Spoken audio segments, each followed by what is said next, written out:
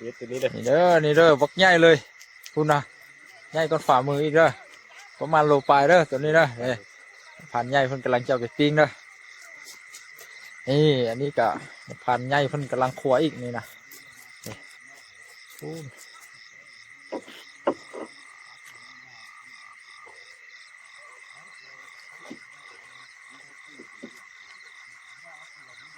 พอแล้วก็ไปปิ้งแบบสดๆเลยเด้อกินกันแบบสดๆร้อนๆเลยของแท้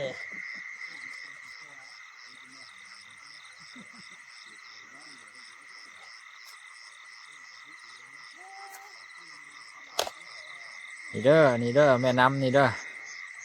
แม่น้ำนี้ห้องว่าอันน้ำแดงเด้อน้ำแดงและอีกแยกฝั่งนั้นของห้องน้ำเลึกเด้อฝั่งนั้นเด้อสาเหตุที่มาจากน้ำแดงนี่ก็คือว่าน้ำนี้จะเป็นสีแบบเสดๆเนาะจะออกแดงๆเนาะคุ้นๆหน่อยนึงเนาะก็เลยห้องน้ำแดงเนาะนี่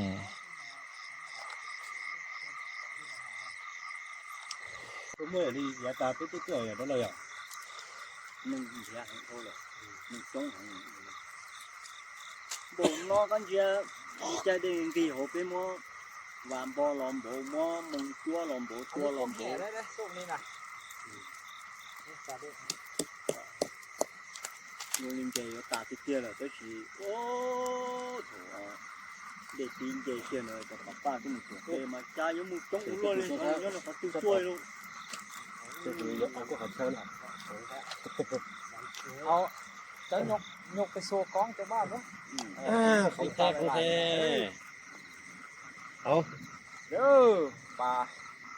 จังสิเด้ สดเลยเด้อไม่เขาปิ้งเลย นี่เด้อนี่ได้กดฝ่ามือนี่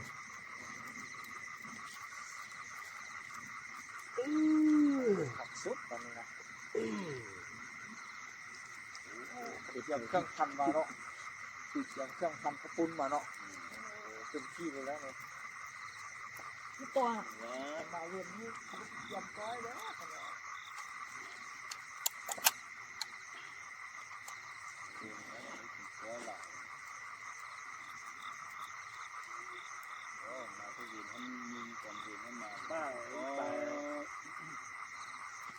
ได้อีกว่ากันนะเกี่ยวกับจีสตอรี่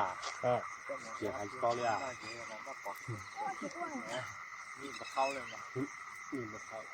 นี่มันนกอะไร นกยัง ต้องย่าง